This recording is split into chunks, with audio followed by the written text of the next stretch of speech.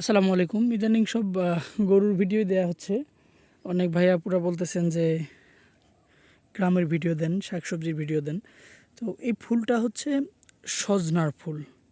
যারা আমার regular video দেখেন তারা দেখছেন যে আমি গত বছর হচ্ছে 12 মাসই সজনা লাগাইছিলাম। এটা কি মাস? এটা হচ্ছে আগস্ট মাস। গত বছর এরকম না, আগস্টে বা জুলাই হচ্ছে এরকম সজনা লাগাইছিলাম। ভিডিও আছে আমার চ্যানেলে, দেখতে পারেন। তো ওগুলো একদম 7-8 ইঞ্চি সাইজের সজনার গাছ ছিল। এর মধ্যে আমি দু একবার সজনার পরিচর্যারও ভিডিও দিয়েছি। তো আজকে একটু দেখেন, এই যে সজনার এগুলো ফুল আসছে, এর মধ্যে আমরা কিছু সজনা হারভেস্ট করছি খাওয়ার জন্য। এখনও গাছে একটা আছে, এটা হচ্ছে ODC3। দেখেন কেমন হয়। এই যে একটা গাছে আছে সজনা, বুঝতে পারতেছেন কি? এই যে এটা মোটামুটি বড়ই, এগুলা বেশ মোটা হয়। হ্যাঁ, আর আমার 1 বছর বয়স মোরাললেস গাছের। দেখেন গাছের গ্রোথটা দেখেন, গাছ ভালো হয়েছে বেশ। যেটা গাছ হয়েছে ওইটা হয়েছে, হ্যাঁ, যেটা আবার মাটির সাথে গল্প করতেছে, মাটির নিচে ঘাসের সাথে, সেটা আবার ওই রকমই আছে। যাই হোক, সবটা একরকম হবে এটা আশা করাও ভুল। আর হচ্ছে যে নদীর অপর পাশে হচ্ছে আছে জমিতে, আপনার হচ্ছে বেগুন আছে, কচু আছে, বাট ওইদিকে নদী যাওয়া সম্ভব হচ্ছে না। এখন এইদিকে যা আছে টুকটাক একটু আপনাদেরকে দেখিয়ে দিই, যারা গ্রামের ভিডিও দেখতে চান আর কি। এটা হচ্ছে দেখেন ধুন্দলের ফুল। হ্যাঁ, এগুলো ধুন্দলের একটা জাস্ট মাচার মধ্যে গাছ লাগাই দেওয়া হয়েছিল। আপনাদেরকে একটু ধুন্দল দেখাই, ধরছে কিনা দেখেন মাটি। হ্যাঁ, এই যে মাটিতে ধরছে। এই যে আরেকটা দেখেন। তো মোটামুটি ধুন্দলটা হচ্ছে, আপনি যদি গাছটা মাটিতে বীজ রোপণ করে দেন, তারপর আপনি যদি মাচাও দিতে না পারেন, এই দেখেন কি অবস্থা, এই দেখেন কত বড় হয়েছে পাতার নিচে। তো এই ধুন্দল জিনিসটা এরকম যে আপনি হচ্ছে যদি শুধু গাছ লাগাই দেন, এরপর আপনি যদি মাচাও দিতে না পারেন, কিছু বাঁশের কঞ্চি, হ্যাঁ, বা হচ্ছে আপনার গাছের ডাল বা কিছু একটাও পাইলে, মানে জাস্ট যদি লতাটা ছড়াইতে পারে, মোটামুটি বেশ ভালোই ফলন হয়। রোগবালাই বলতে হচ্ছে মাছি পোকার আক্রমণ হয়। মাছি পোকা হচ্ছে আপনারা জৈবিকভাবেও দমন করতে পারেন, রাসায়নিকভাবেও দমন করা যায়। তো যেহেতু যদি আপনি দু একটা গাছ লাগান খাওয়ার জন্য, তো সেখানে মনে হয় না বা বিষ দেওয়ার সেরকম কোনো বাধ্যবাধকতা আছে, যদি বাণিজ্যিক চাষ না হয়। হ্যাঁ, তো সেক্ষেত্রে যেটা পাওয়া যায় এটাই না, খাওয়া যায় না। আর এগুলো দ্রুত বর্ধনশীল, হ্যাঁ, খুব দ্রুত বাড়ে। আর এগুলো হচ্ছে আমাদের রংপুর অঞ্চলের স্থানীয় জাতের হচ্ছে গোল বেগুন, যে সবুজ বেগুন আছে, এটা আমি গত বছর হচ্ছে আপনার হাইব্রিড বেগুন করেছিলাম। এখনও খেতে কিছু হাইব্রিড বেগুন আছে। তো চেষ্টা করতেছি আস্তে আস্তে হচ্ছে নিজস্ব যে স্থানীয় জাতগুলো, এগুলা চাষ করার। এবার এটা অলরেডি যে খেতে এই অবস্থা, দু একটা গাছে ফুলও চলে আসছে। হ্যাঁ, আর সেম আরেকটা হচ্ছে এই বিটি বেগুন, গোল বেগুনেরই এটা একটু হচ্ছে পার্পেল কালারের। বগুড়ার যদি কেউ থাকেন, বগুড়ার দিকে ওইটাকে বলে মেন্টাল। সেই মেন্টালের আমি কিছু বীজ বপন করছি, চারা মোটামুটি রেডি, সেটাও লাগাই দেওয়া হবে ইনশাল্লাহ। দেখেন এগুলোর কিন্তু এই যে ফুল চলে আসছে।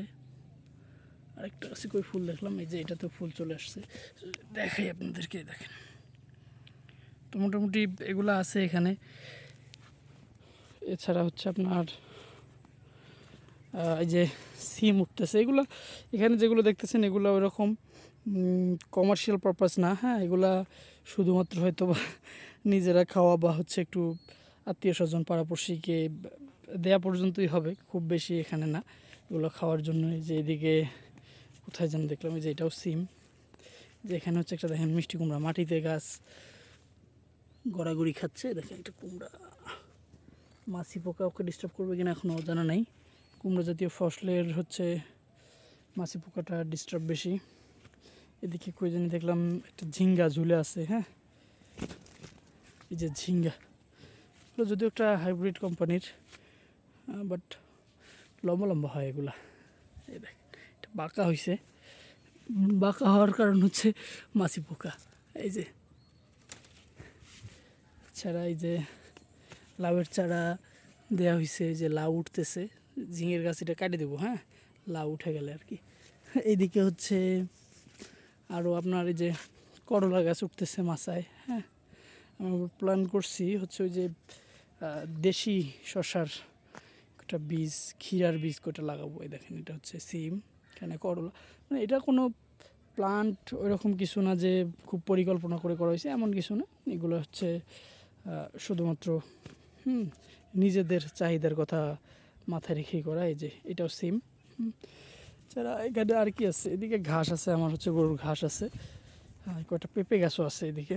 চলেন আপনাদেরকে দেখাই। যদিও এই যে বেগুনের এগুলো নিড়ানি দেওয়া দরকার, দেখেন ঘাসের জন্য বেগুনের গাছ দেখা যাচ্ছে না, বাট ওরকম সময় হচ্ছে না। যে পেঁপে আছে এখানে। হ্যাঁ, দেখেন নিজেরা খাওয়ার জন্যই লাগানো, মোটামুটি মাসাল্লাহ যা ধরছে সন্তুষ্ট। কারণ হচ্ছে পেঁপে গাছে প্রচুর পরিমাণে খাদ্য দিতে হয়, এগুলাতে সেরকম কোনো খাবার দেওয়া হয় না। হ্যাঁ, খাবার বলতে আমি বুঝাচ্ছি হচ্ছে সার যেটা। হ্যাঁ, এটাও একটা সজিনা গাছ, যেগুলোতে সেরকম খাবারটা দেওয়া হয় না। কারণ পেঁপে গাছে ওই যে যেহেতু ফলগুলো বড় হইতে খাদ্যের প্রয়োজন হয়, রেগুলারলি রাসায়নিক এবং জৈব সার দেওয়া দরকার কয়েকদিন পর পরই, তো সেটা দেওয়া হয় না। তারপরেও যা আছে মাশাআল্লাহ আলহামদুলিল্লাহ। দেখেন পেঁপে মোটামুটি ভালো আর কি। হ্যাঁ, এটা হচ্ছে যে পুরুষ গাছের পেঁপে, পুরুষ গাছও রাখতে হয়, না হলে হচ্ছে পরাগায়নে সমস্যা হয় আর কি। স্ত্রী গাছের ফাঁকে ফাঁকে কিছু পুরুষ গাছ থাকলে ভালো। এই যে এটা আরেকটা গাছ, এদিকে আরেকটা গাছে দেখেন কি পরিমাণ পেঁপে ধরছে। এই দেখেন, এটা একটা গাছ, এই যে মাটি, এই গোড়া থেকে এগুলো পেঁপে ছিল, এখন এগুলো আছে। আর আরেকটা গাছ আপনাদেরকে দেখাই, এগুলা একদম কোনো এডিটেড না, কিছু না, একদম লাইভ ভিডিও বলতে পারেন। আমি হাঁটতেছি, আপনাদেরকে মোবাইলের ক্যামেরাটা চালু করে এতটুকু। এ দেখেন পেঁপে কত বড় হয়েছে। এটা তো মাশাআল্লাহ বেশ ভালো পরিমাণ পেঁপে আছে। আর কি, তো যারা গ্রামের ভিডিও দেখতে চাইছিলেন, আর এখন হচ্ছে এগুলো ঘাস আর কি, গরুর ঘাস। আর এই যে এখন দেখেন মাঠে হচ্ছে সবুজ আর সবুজ, একখণ্ড সবুজ বলতে পারেন। যে মেঘ, বিকালবেলা তো এখন। আর এই যে আমন ধানের ক্ষেত। হ্যাঁ, এই তো যদি এই সবুজ চারদিকে। হ্যাঁ, তো যেহেতু সময়ও পাচ্ছি না, একটা ছোটোখাটো একটা ভিডিও দেওয়ার চেষ্টা করলাম আপনাদের। যদি ভালো লেগে থাকে, যারা গ্রামের ভিডিও দেখতে পছন্দ করেন তাদের মাঝে শেয়ার করে দিতে পারেন বন্ধুদের সাথে। আজকের মতো বিদায় নিচ্ছি, আল্লাহ হাফিজ।